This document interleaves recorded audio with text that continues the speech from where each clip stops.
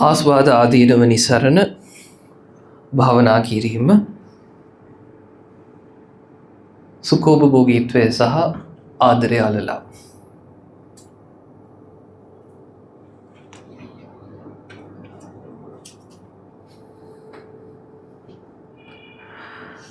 හොඳයි. හැමදේම ඉතින් අතහැරලා මේ මොහොතේ තමන් නිවිහැනහිල්ලේ වනාන්තරයක ගසක් සෙවනේ වාඩි වෙලා ඉන්න බව හිතන්න. සියල්ලෙන්ම වෙන් වෙලා ඉන්න ඔබ කරන්න වැඩක් නැති නිසාම, උපරිම විවේකය නිසාම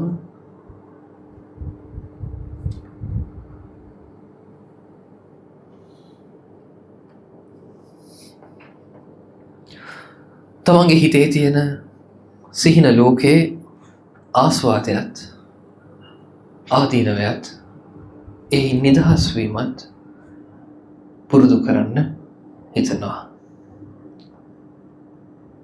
දැන් ඔබ බලාපොරොත්තු වෙන සිහින ලෝකය මතකට මවා ගන්න. පුළුවන් උපරිමයටම මවා ගන්න. එහෙමයි අඩු කරන්න ඕනේ නැහැ පොඩ්ඩක්වත්. ආසම විදියට හිතා ගන්න. මේක මෙහෙම වෙලා මේක අරම වෙලා ඒ විදියට ඔබට හිතා ගන්න බැරුව ගියා නම් දැන් මේ විදියට හිතන්න. හිමිදිරිප උදෑසනක තමන් ඉතා ලස්සන විශාල ඇදකින් ඇහැරෙනවා දකිනවා.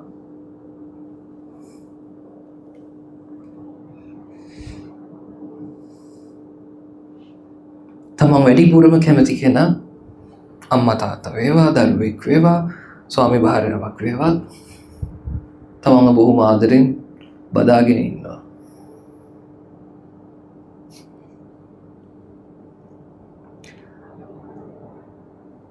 නැගිටලා ලයිට්ස් දාද්දි එක විශාල මන්දිරයක විශාල කාමරයක් කැටයම් ගිහිල්ලා තියෙන ලොකු පිලර්ස් තියෙන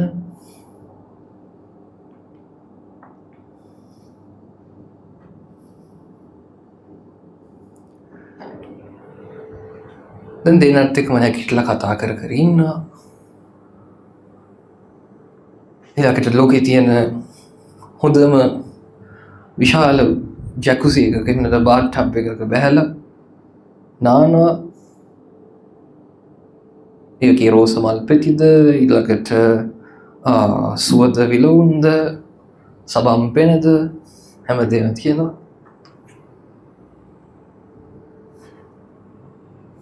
අතර පායට වැඩට අය ගොඩාක් ඉන්නවා.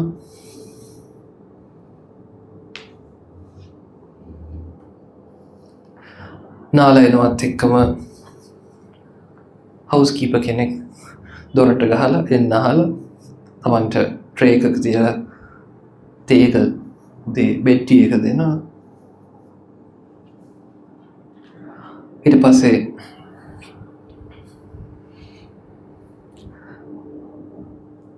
තමන්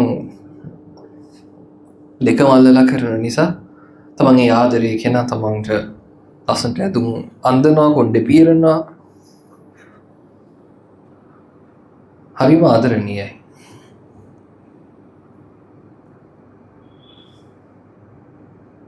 ඒක හදවතින්ම බලන්න ලැජ්ජ වෙන්නේ නැතුව තියෙන ආසාවල් ඔක්කොම ඒ විදිහට හොඳට ඉමැජින් කරලා ඒක ඉවරයක් කරගන්න.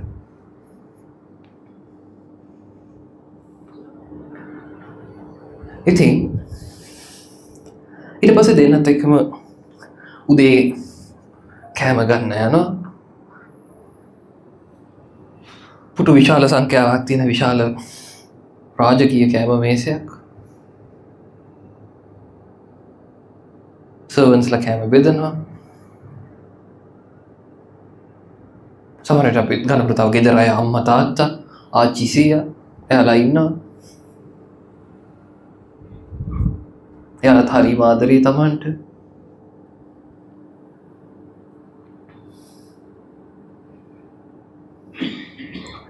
තව වැඩට ඉන්න නැනීස්ලා විසින් බලා ගන්න හරිම හුරතල හරිම කීකරු ලස්සන පුතෙකුයි ලස්සන දුවෙකුයි ඉන්නවා.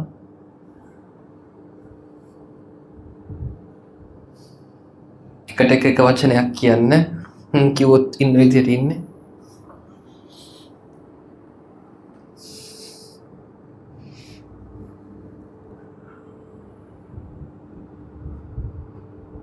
ඊට පස්සේ මේ දෙන්නටම හිතිලා තනියම හරි තමන් කැමති විදිහකට ගන්න දෙන්නත් එක්කම හරි උදේ වරුව ගත කරන්න රෑ උදේ 9ට විතර ලංකාවේ තියෙන හොඳම shopping mall එකකට එහෙම නැත්නම් පිටරට ගිහිල්ලා එංගලන්තේ හරි ගිහිල්ලා අන්න තියෙන shopping mall එකක shopping කරනවා. සල්ලි වලින් කිසි අඩුවක් නැහැ. අරකත් ගන්නවා මේකත් ගන්නවා. ලක්ෂ 95 necklace එකකුත් ගන්නවා. ලක්ෂ 2-3ක බෑග් එකකුත් ගන්නවා. ආසාස ඔක්කොම ටික ගන්නවා. ලක්ෂ 10ක විතර ඔට්ලෝසුවක් ගන්නවා. මේ ගානක්වත් නැහැ. It's nothing.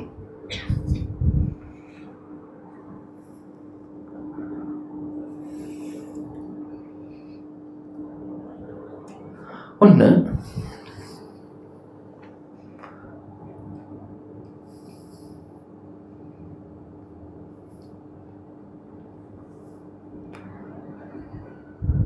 ඊළඟට තමන්ට මොකක් හරි තමන්ගේම පාසලේ මොකක් හරි උත්සවයකට කියලා හිතන්න ප්‍රධාන ආරාධිතය විදියට ඉන්විටේෂන් හම්බෙනවා. ළමයි තමන්ට තමන්ගේම පාසලේ මල් මාලා දාලා පිළිගන්නවා. හැමෝම කතා වෙනවා මේ අහවල් කෙනා කියලා අපේ ඉස්කෝලේ ඉගෙන ගත්තේ කියලා. හරි ආඩම්බරයි.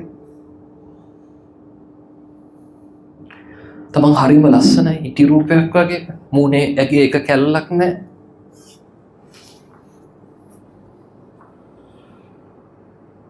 බලන ඕන කෙනෙක්ට බලාගෙන ඉන්න හිතෙනවා ආසාවෙන්. ඒකේ ආඩම්බරෙත් තමන්ට තියෙනවා.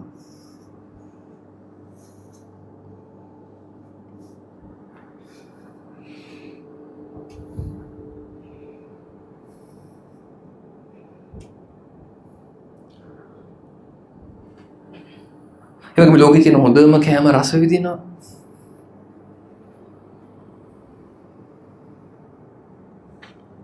ප්‍රශ්නිකදී වුණත් තමන්ගේ සහකාරය හෝ සහකාරිය තමන්ට වචනකින්වත් කෑම සැර කරන්නේ හරිම ආදරෙන් හැමදේම පැහැදිලි කරන්නේ.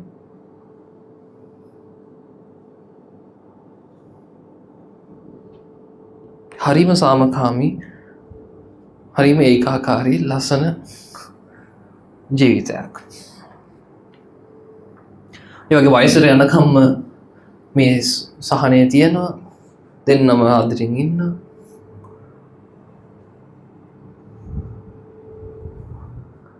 ඔන්න ආස්වාදය.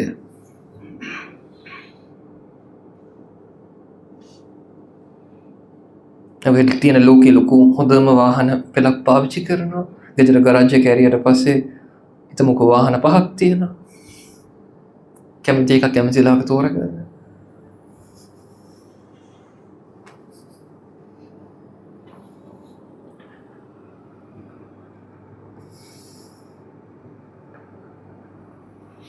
දැන් හොඳට දකින්න මෙන්න ආස්වාදය. මෙන්න ආස්වාදය. මෙන්න ආස්වාදය කියලා. දැන් එකෙන් වෙන් වෙලා බලන්න. මෙන්න මේ බලපු එක තමයි ආස්වාදය කියලා පොයින්ට් අවුට් කරන්නේ.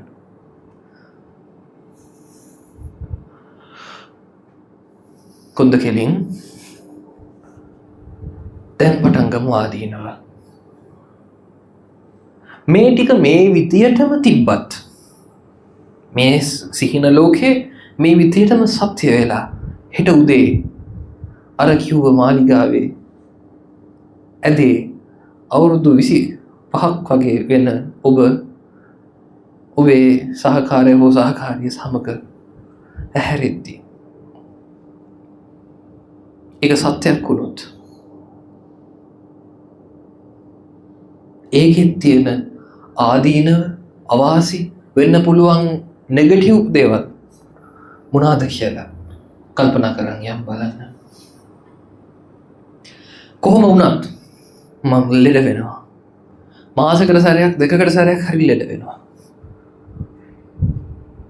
හෙම්බිරිස් අමාරු හැදෙනවා, උණ ගන්නවා, ඔළුව කැක්කුම් ගන්නවා, බඩේ කැක්කුම් ගන්නවා, පපුව රිදෙනවා, කොන්ද රිදෙනවා, බෙල්ල ලුක් වෙනවා, කකුල හැබරෙනවා, අත තුවාල වෙනවා, ඇඟිල්ලක් කැඩෙනවා, සමහරට වෙඩි වදිනවා.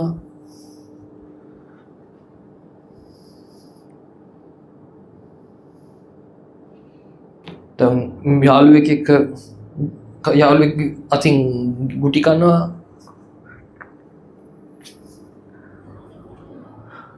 ඒ විතරක් නෙමෙයි,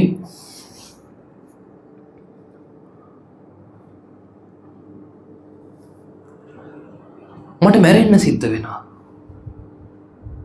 සමහරක් විට මේ අවුරුදු 25 යත් කිද්දිම මම මැරෙන්න පුළුවන් මාලිගාවයි ආවයි දාලා.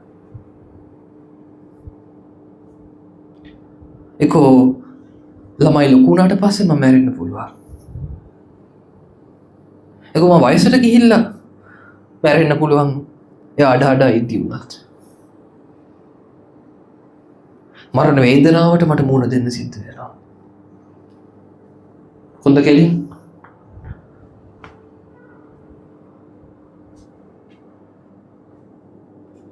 හුස්ම පණ අදිමින් ඉන්න වෙනවා දවසක.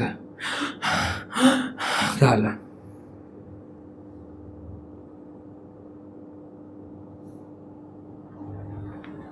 දිය වැඩිය වගේ ලෙඩක් හැදිලා කකුල් අතපය කපන්න වෙන්න පුළුවන්. පිළිකා හැදිලා තමයි ලස්සනට මේන්ටේන් කරපු කොණ්ඩේ සම්පූර්ණයෙන් යන්න පුළුවන්. තමා වයසට යනවා.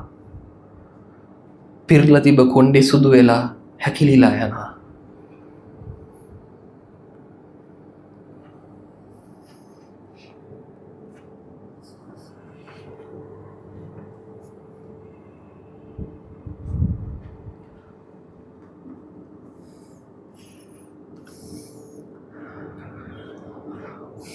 කොන්ද කුදු වෙනවා. හම රැලි වැටෙනවා. අතක් දිහාවත් ආසාවෙන් බලන්න බෑ. අතේ රැලි. අයියෝ මේ මට මොකද වුනේ කියලා හිතෙනවා. මූණ දිහා කණ්ණාඩියෙන් බලන්න බෑ. අපෝ හොස් ගාලා යනවා. දොස්තර ළඟට ගිහිල්ලා අහනවා ඒක හදන්න ලස්සන කරන්න. ડોක්ටර්ස්ලා කියනවා දැන් වයස වැඩි මැඩම්. දැන් වයස වැඩි සර් තව හදන්න බෑ කියලා. වයසට යනවා. ඒ විතරක් නෙමෙයි, කොච්චර හොඳ ළමයි වුණත් ළමයි අපිව දාලා යනවා. අපි කියන දේ අකීකරු වෙනවා. සමහර අවස්ථාවලදී අපිට එකට එක කියනවා. ගෙවල් දාලා යනවා. සමහර අවස්ථාවලදී අපිව මරලා දේපල අයිති කරගන්නවා. අපිට වහ දෙනවා.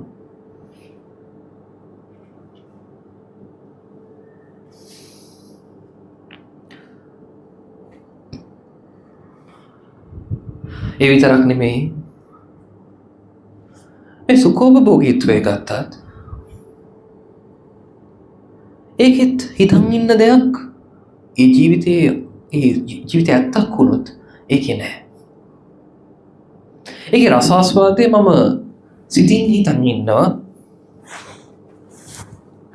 ඒක සත්‍යයක් වෙද්දි ඒ හිතන රසාස්වාදයක් දැනෙන්නේ නෑ. ඇයි? ඒක ගැන සිතුවිලි හිතුවොත් විතරයි ඔය හිතන රසය හම්බෙන්නේ. සිතුවිලි නොහිතන ජීවිතයක රසයක් නැහැ. මොනවා ලැබුණත්. ඒ විතරක් නෙමෙයි, මේ සිහින ලෝකේ සැබෑ වුණත්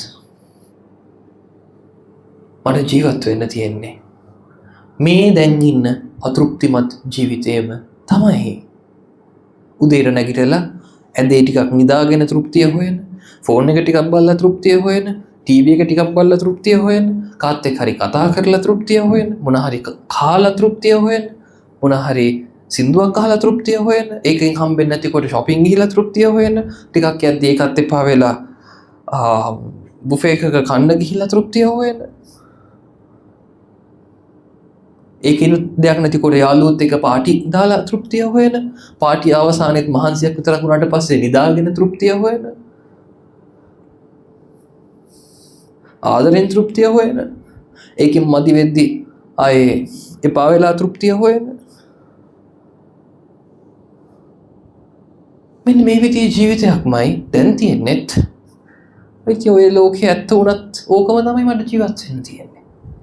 පොඩ්ඩක් ඒකේ ක්වොලිටි එක ටිකක් වැඩි වෙලා තියෙන්නේ එච්චරයි.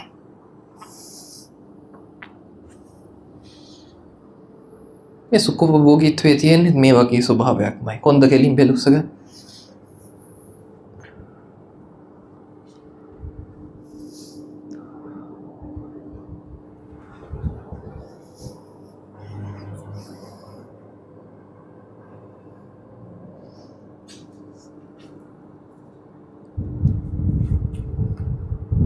දැන් අනිත් කෙනාවත් බලන් යමු.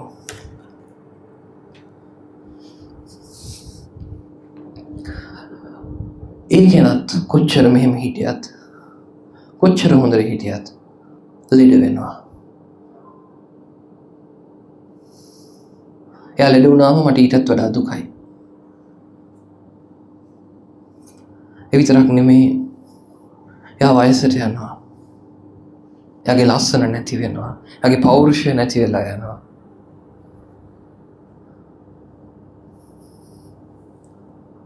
ඒ විතරක් නෙමෙයි, ඕනම වෙලාවක මොන හරි වෙලා එයා අවලස්සන වෙන්න පුළුවන්. කවුරු හරි යාව මගෙන් පැහැරගෙන යන්න පුළුවන්. කවුරු හරි යා මව දාලා යන්න පුළුවන්. මගේ ලෝකෙම කඩා වැටෙන්න පුළුවන්. ඒ වගේම එයා දවසක මැරෙනවා. බෙල්ල කෙලින්.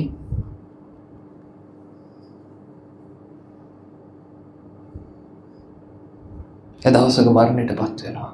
එක්ක තරුණ කාලෙම මව දාලා යයි. එක්ක මැදි වයසේ මව දාලා යයි. එක්ක වයසට ගිහිල්ලා දාලා යයි. ඒ විතරක් නෙමෙයි,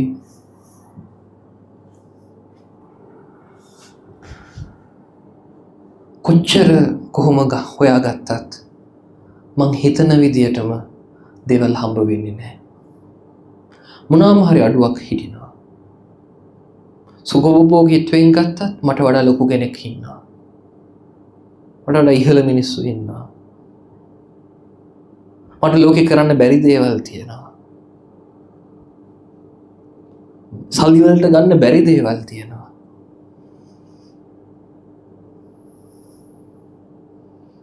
බලන්න, ආදරේ පැත්තෙන් ගත්තත් මම බලාපොරොත්තු වෙන විදියටම ඔය කොච්චර කිව්වත් නැති වෙන්න පුළුවන්.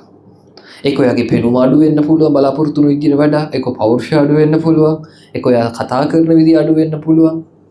ඒක එයා තමන්ව තේරුම් ගන්න විදිය අඩු වෙන්න පුළුවන්. මොනවාම හරි අඩුවක් ආයේ හිටිනවා. ඒ පැත්තෙනුත්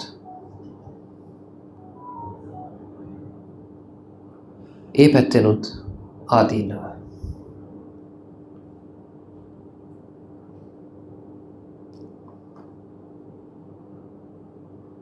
එහෙමනම් මෙහෙව ආදීනව තියෙන මේ කෙනා කියන්නේ ඇත්තටම කවුද? මම එච්චර ආස කරන්නේ යාගේ ඇගටද? යාගේ පෙනුමටද? මේ විදිහේ පෙනුමකටද? මම පෙනුමට ආස කරනවා නම් දවස් 7ක් කාබර් එක වහලා තියෙන්න.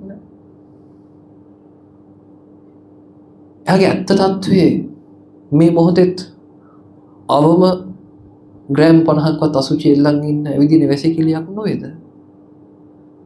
කොහෙද යන්ත්‍රයක් නොවේද?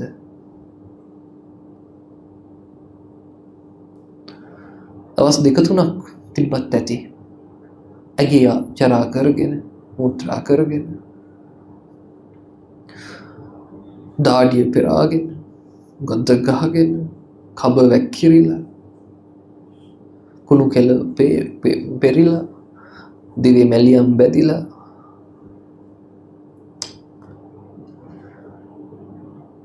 මේ මෙහෙව ඇඟකට තමම ආස කරේ මෙහෙව ඇගත්ත මං හෙව්වේ කල්පනා කරලා බලන්න.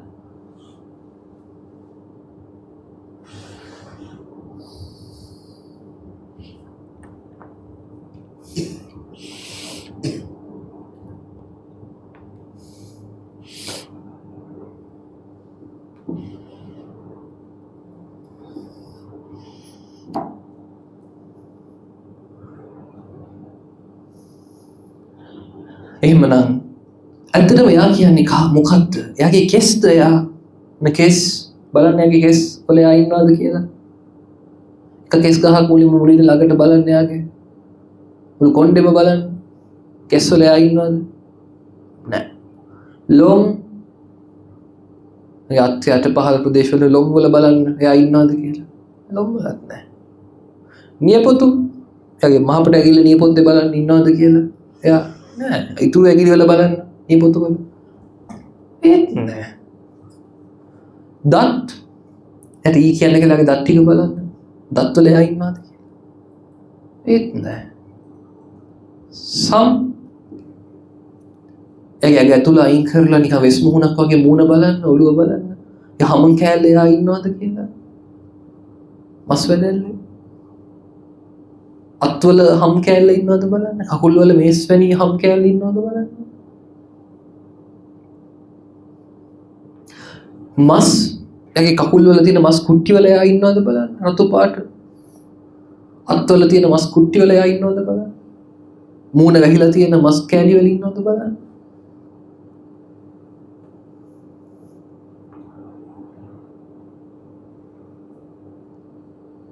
නහර එයාගේ නළලේ ඉඳලා පපුවේ ඉඳලා අතපය දක්වා විහිදිලා තියෙන නහරවැල් වල එයා ඉන්නවද බලන්න.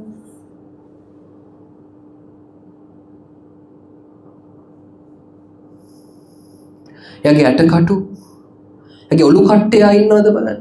එයාගේ උරහිස් කටු වල එයා ඉන්නවද බලන්න.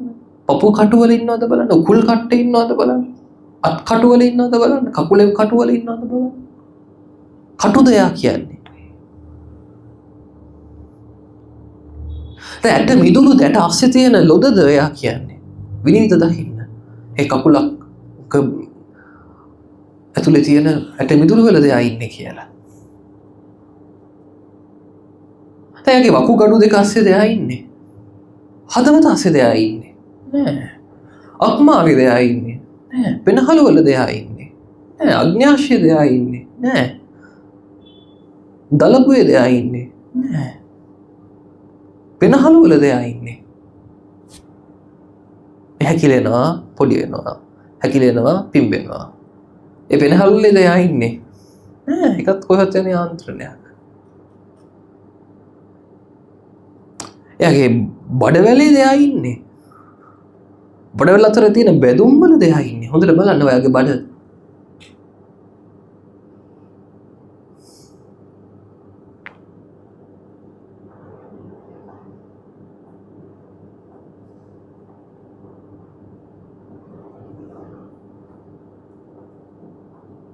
ඊළඟට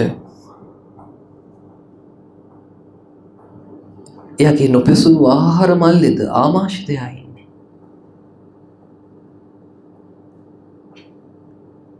නැත්නම් එයාගේ එළියේ වැටෙන්න බලාගෙන තියෙන අසුචි ටිකේද එයා ඉන්නේ.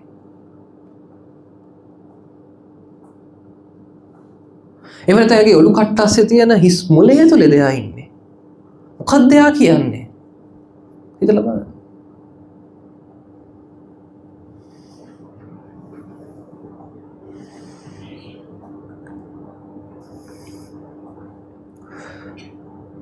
මේ ඇද එයා නෙමෙයි. එයා දවසක් මැරුණොත් ලස්සනට ඉන්න කාලෙම දවස් 2යි 3යි එයා සම්පූර්ණයෙන් ඉදි වෙනවා. නිල් වෙනවා. ඕජාව ගලන්න පටන් ගන්නවා. මං ආස කරපු ඇස් වලින් ඉවසන්න බැරි දුකද ඕජාවක් ගලාගෙන යනවා. පහළ ප්‍රදේශ වලින් ඕජාව ගලන් යනවා.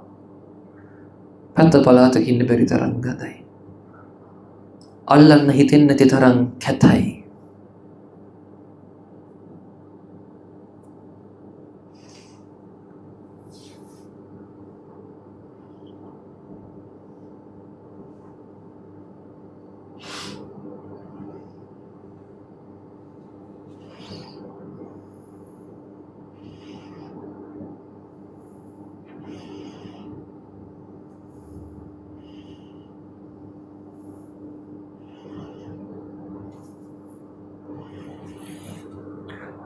තව කාලෙකට පස්සේ මෙයාම සත්තු කන්න පටන් ගන්නවා. තමන්ගේ ඇස් ඉස්සරහා බලන්න යාව.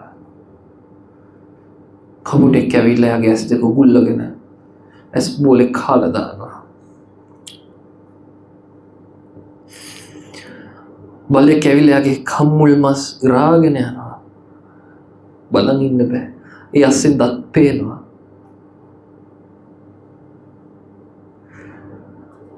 යාගේ පපුව බඩ ඇවිල්ලා සත්තු ඉරාගෙන යනවා.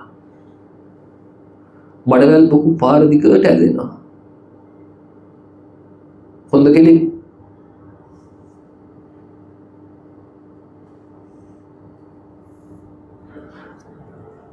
කෙලින් කරගන්න. තව කාලයක් යද්දී මස් කෑලි විතරක් එහෙම් මෙහෙන් තියෙන ලේ වැක්කිරෙන කුණු ලේ වැක්කිරෙන ඇටවලින් සමන් ඇට සැකිල්ලක් සහ නහර වැල් ටිකක් විතරක් ඉතුරු වෙනවා. තව ටික දවසකින් එයාගේ මේ මස් කෑලි ටිකක් දිය වෙලා ගිහිල්ලා සත්තු කාලා පණුව වහගෙන හිටියේ. ඒවා කාලා නහර වැලුයි ඇට සැකිල්ලයි විතරක් බවට පත් වෙනවා.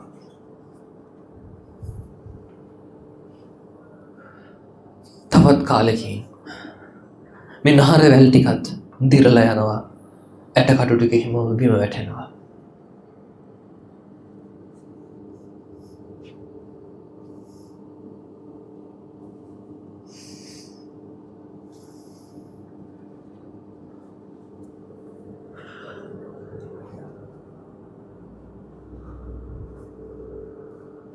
තවත් ටික කාලෙකින්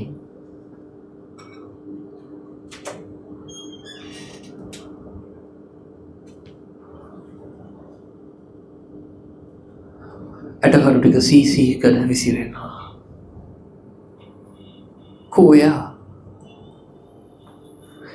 එයාගේ ඔලු කට්ට විසිරිලා තියෙන්නේ.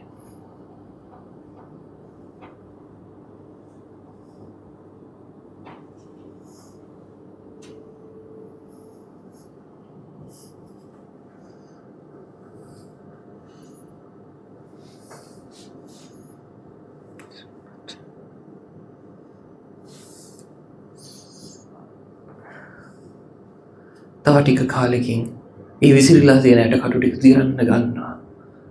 කහ පාටට තිබ්බ පැල්ලන් ටික නැති වෙලා සුදු පාට වෙනවා.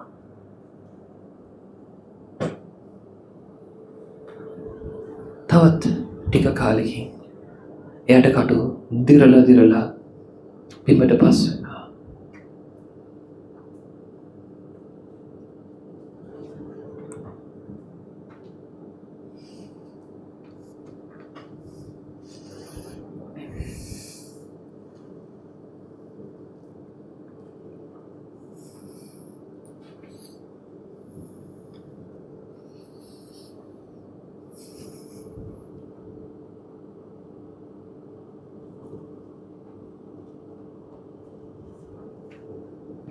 කෝදැන් එයා මේ ඇගද එයා කිව්වේ.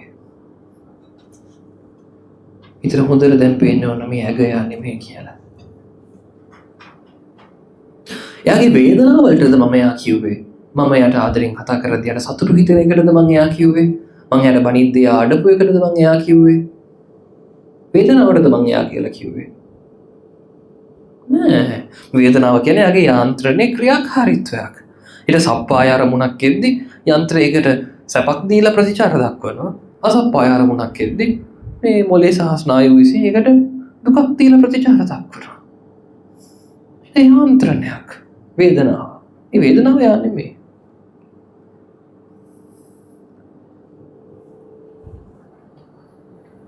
එතකොට මම යා කියලා කිව්වේ යාගේ සංඥාවලටද? එයාගේ හඳුනා ගැනීමේ ශක්තියටද? මාව දැක්කම මේ මමයි කියලා අඳුරගත්තු එකටද? අම්මව දැක්කම මේ අම්මයි කියලා අඳුරගත්තු එකටද? අපේ ළමයාව දැක්කම අපේ ළමයයි කියලා අඳුරගත්තු එකටද?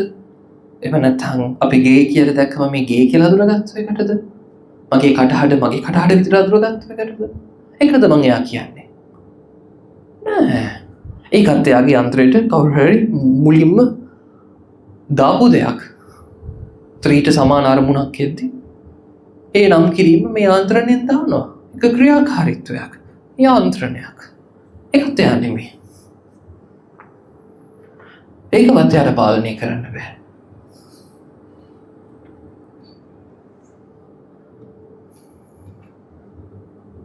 එතකොට එයා කිව්වේ එයාගේ සිතුවිලි වලටද? හිතලා බලන්න. එයාගේ සිතුවිලිද එයා? එයා මං ගැන හිතා හිටපු ඒවාද මම එයා කියන්නේ. එයා අපේ අනාගතය ගැන හෝ වේවා මොන හරි ගැන හිතා හිටපු එකටද එයා කියන්නේ? නෑ. ඒ සිතුවිලිත් එනේන අරමුණු වලට සාපේක්ෂව එයාගේ පරණ පුරුදු කර්ම ඊළඟට මේ ජීවිතේ කරපු කියපු ඒවා ඊට අනුව ක්‍රියාත්මක වෙන යාන්ත්‍රණයක්. ඒවත් එයාගේ පාලනේ නෑ.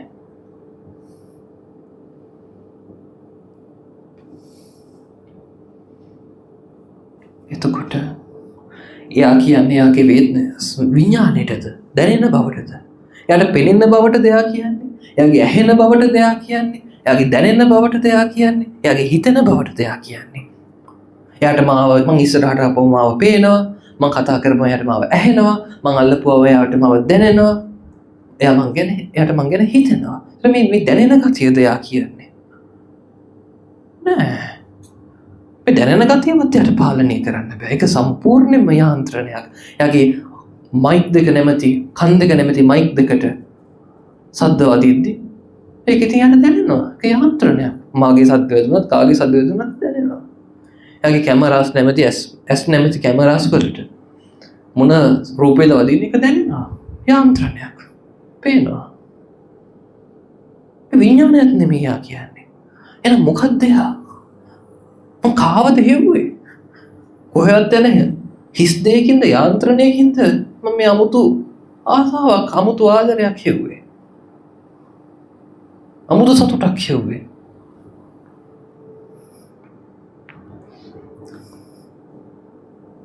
ඒ හොයපු මම මොන වගේද? ඇත්තට මේ ආදරේ නැත්නම් මේ සුඛෝපභෝගීත්වය හොයපු කෙනා, හොයපු මම ඇවිල්ලා කවුද? මේ ඇගද?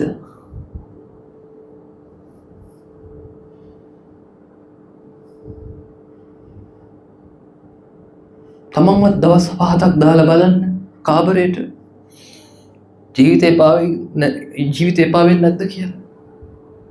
තමන්ගේ අසුචි මුත්‍රා ගොඩි ගඳ ගහගෙන කුණු කෙල බේරගෙන කබ පෙරාගෙන ඉන්න සිද්ධ වුණා. මෙහෙව් ජීවිතයකටද මම කියලා තියෙන්නේ, මගේ ඇඟ කියලා තියෙන්නේ.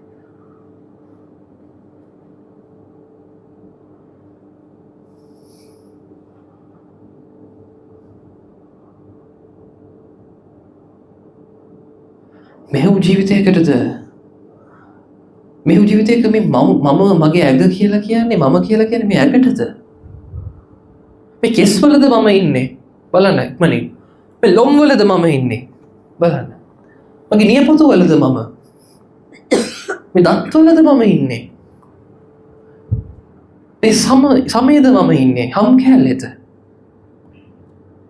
මේ මස් පිඩු වලද මම ඉන්නේ? මේ මගේ නහර වැල් වලද මම ඉන්නේ? බලන්න. මේ ඇට කටුද මම? ඇට අස්සේ තියෙන ලොදද මම? ඇට මිදුලද? මගේ වකුගඩු දෙකද මම? හදවතද මම? අක්මාවද මම? දලපු බඩ දිවාදියද මම?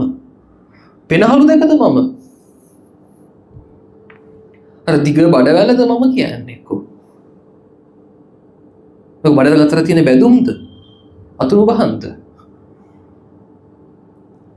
දවල් කාපු කෑම පිරීලා තියෙන ආමාශයද මම? එළියට යන්න බලාගෙන තියෙන අසුචි ටිකද මම? ඔලු කට්ට අස්සේ තියෙන මොලේද මම කියන්නේ? බලන්න. මොකද්ද මම? මොකද්ද යකි මේ යකි මම කියලා ගන්න තියෙන්නේ?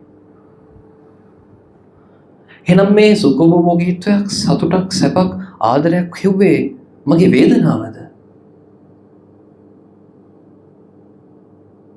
බලන්න හරියට. මගේ වේදනාව එනේන අරමුණට සාපේක්ෂව යන්ත්‍රයෙන් එන ප්‍රතික්‍රියාවක් වේදනාව කියන්නේ. ඒකත් මම නෙමෙයි. ඒක මට පාලනය කරන්නවත් බෑ.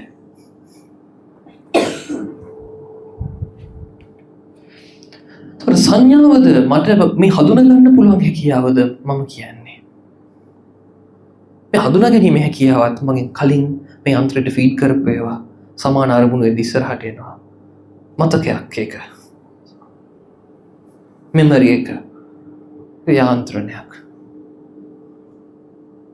එතකොට මගේ මේ හිතන්න පුළුවන් ගතියද මම මේ දැන් මේ භාවනා කරන එකද මම කියන්නේ. මේ හිතන්න පුළුවන් හැකියාවටද? නෑ, පරණ කර්ම, පරණ පුරුදු, මේ ජීවිතේ කරපු කියපු දේවල් ඒවයි ප්‍රතිඵල විදියට එනේන අරමුණේ ප්‍රතිඵලයේ විදියට මේ යාන්ත්‍රණේ අසිතුවිලි ඇති වෙන්නේ. ඒකත් මම නෙමෙයි. කොන්ද කෙලින්. එහෙම නැත්නම් මට දැන් මේ ඇහෙනවා, දැනෙනවා, හිතෙනවා මේ පෙනෙන ඇහෙන දැනෙන බවටද මම කියන්නේ. ඒකත් යාන්ත්‍රණයක්. මට කිමිසේ වේවා, මෙසේ නොවේවා, මේක දැනේවා, මේක නොදැනේවා එහෙම ලබන්න බෑ. යන්ත්‍රයට වදින හැමදේම දැනෙනවා ඉතින්. මේකත් මේ පහම මම නෙමෙයි. වෙන මොකද්ද මම?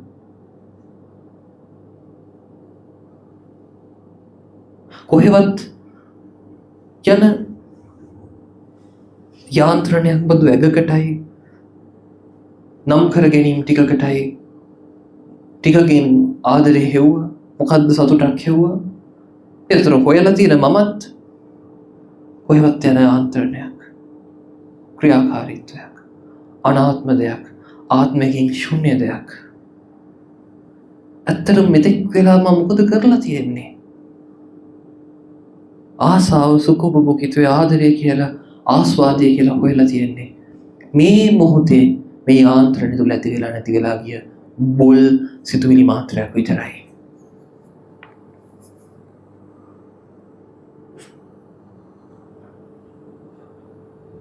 ඒකට සිතුවිලි මාත්‍රය කියලා නම් කරන්න පුළුවනුත් දැනීම ඇති වෙලා නැති වෙලා ගියට පස්සේ විතරයි. මේ මොහොතේ තියෙන්නේ පරිපූර්ණ ශූන්‍යත්වයක්, හිස් බවක්, නැවැත්මක්. හොඳට ඒ හිස් බව අත්විඳින්න.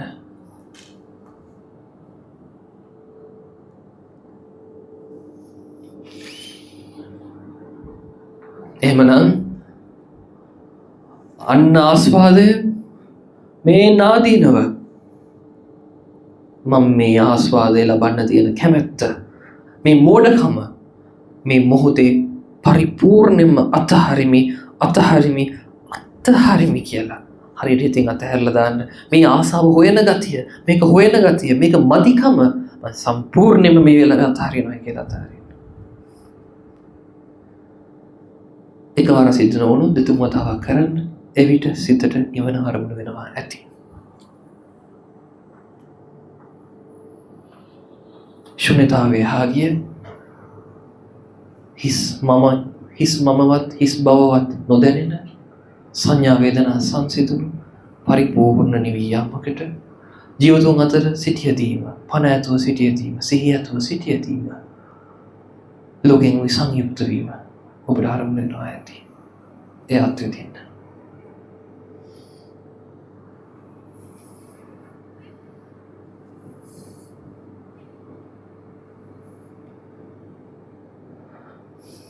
එයින් සිත ගිලිහුණොත් නැවතත් ආස්වාද ඒ අතහැරලා නැවතත් හිත නිවනටපත් කරගන්න.